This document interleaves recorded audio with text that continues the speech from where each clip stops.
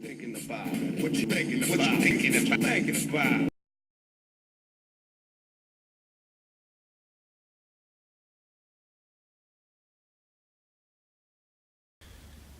What is up, y'all? Damn, it's been a minute since I've done What You Thinking About.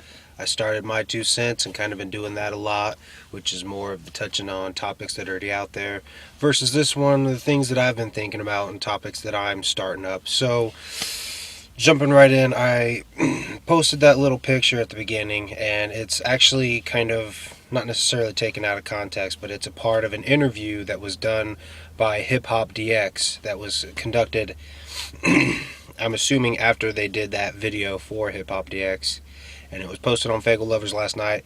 Go read the actual interview if you haven't on Fagel Lovers. That's where I seen it at. But basically, my thoughts, and I've been thinking about it all night, and I've been thinking about it all day, is not so much that I'm thinking they are. I'm more or less just trying to comprehend what Madrox meant by what he said there. On the flip side, they'd like to be able to do commercials and do award ceremonies and shit like that. So I don't know. I'm trying to comprehend it, because to me it sounds like they want to go more mainstream. They want to go more kind of in that direction. They want to break out from the underground, and I'm not insinuating anything. I know the title's misleading, but I'm not saying anything. I'm just trying to understand what he meant by that and get your guys' take on it, because it's more or less got me worried in the direction they might be going. Are they going to try to go more mainstream? And again, in a previous video I did, to truly sell out, you have to stop doing what you do, stop being yourself, and pretty much do what everybody else wants you to do in order to sell, which is a sellout. So I'm not saying they're selling out. I'm more or less worried that they might. I hope they don't. I hope they continue doing horror music. I mean, their new album is A New Nightmare. It still sticks to the theme. So, this is just kind of what I was thinking about. It threw me off seeing that, and it was just like, fucking hey, what the hell? So, just had to come post that on there and get your guys' thoughts on it. Kind of, I don't know if I'm just misinterpreting it. What's your guys' take on it? I just kind of want to know. Now, speaking of the my 2 cents, I'm going to go ahead and we're actually going to stop the What You Thinking About and go ahead and roll right in here real quick, because I got some 2 cents that I've been wanting to do a video on, and it was supposed to be like actual fucking, this is going to have actual like photos and video clips of other things to help prove my case, but we'll just go ahead and do it. We're already on this kind of topic, so let's go ahead and roll the fucking intro for my 2 cents. My 2 cents, motherfucker. Alright, so back to the topic of Twiztid. My 2 cents on Twiztid leaving Psychopathic. Everyone out there's got their speculations. Nothing's set in stone. But with the gathering coming up within, I think, a little over a month, they're going to be there, and I'm sure they're probably going to do a seminar, and the number one question everyone's going to ask them is, why'd you leave Psychopathic? Because everybody's been speculating. A lot of people think Psychopathic has been holding them back, and from what we've seen in that Screaming Out video they posted, they went fucking hard on that track. So a lot of people, I'm sure, are already saying fucking Psychopathic held them back and they're going to shine, which we'll get to why I think they're giving it, why they went so hard on that track, okay?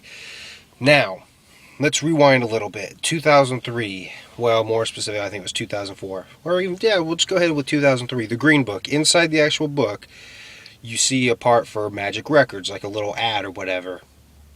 And then later down the road, there's actually a video, like on the ICP hotline or some shit like that, where Violent J was talking about Twiztid's attempt to leave Psychopathic. And then within the Afraid of Me music video, in the one corner of the shot at 3 minutes and 10 seconds, behind Monoxide, you see some writing. Now, I've seen the video, I can't find it anywhere. I think that's kind of why I'm going ahead and doing this without having my evidence. In that corner, someone took it, zoomed it in, and did a mirror image of it, and it said, 12-12-12, the world as we know it will change forever. Okay? Now, the reason I know and believe that to be true, and it's not something that somebody photoshopped, is because at the 2004 gathering then, somebody actually asked Twiztid in their seminar about that and what the date was supposed to be. And what they said it was a forecast. Nothing more, nothing less. They just said it was a forecast, that they're planning that far ahead into the future. Alright?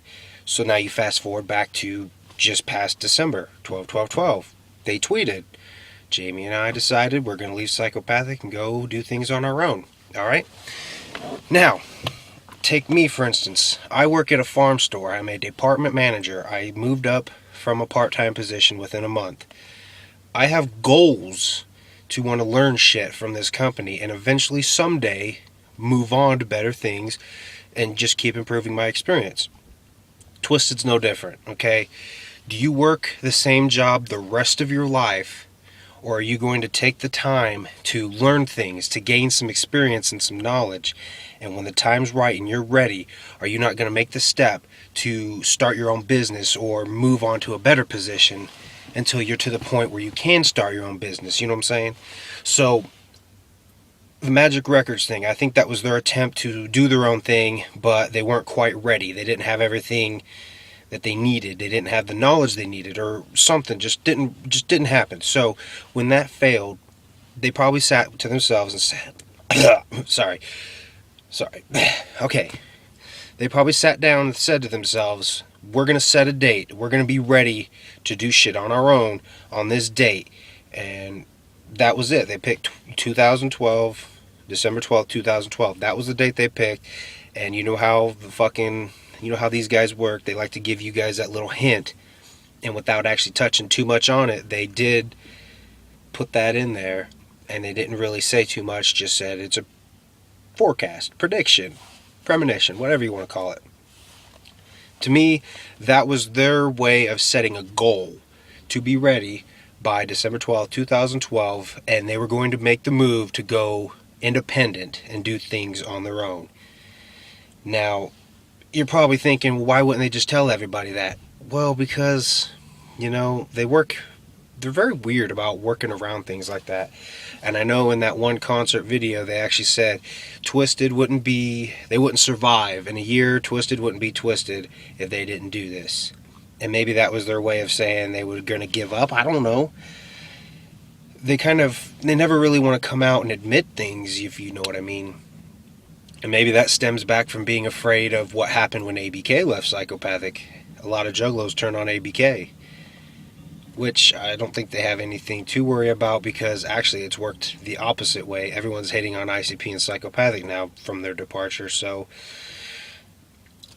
I don't know why they're not admitting why they did it, but I truly believe that's what it is. I don't think it's because they're money hungry. I don't think it's because, I hope it's not because they want to break out and be more mainstream. I think them as a group wanted to set a business goal to be ready by that date, and that was the date they set, that they were going to leave Psychopathic and try to do things on their own. Okay, now back to what I said previously when they went hard on that track.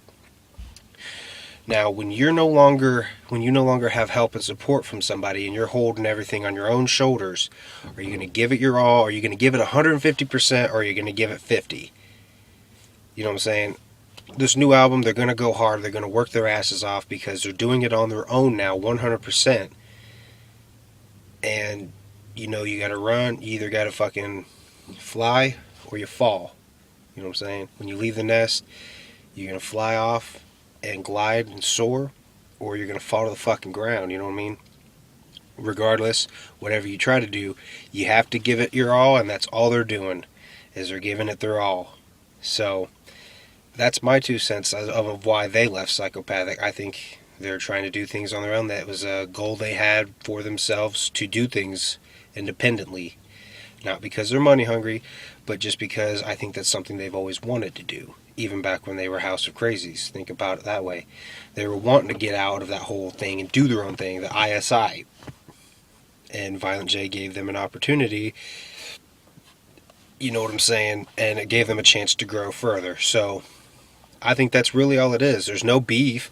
They've already said there's no beef with Psychopathic, and if Psychopathic really was holding them back, or they really had problems with Violent J, why wouldn't they come out and say it? You know what I'm saying? They would have come out and said it I highly doubt they'd play the Gathering because of this beef. If they had a beef, you know what I'm saying? If that was the reason, you're not just gonna fucking leave a company and not have some kind of hatred for them or some kind of grudge against them. You know what I'm saying? So, come on, really? Psychopathic is the reason they left? No, they want to do things on their own because that's something they've probably always had in mind from day one. And the time was right. So, let's see these guys fucking prosper on their own. But yeah, that's what I've been thinking about, and that's my 2 cents. Got a little 2 for 1 for you guys.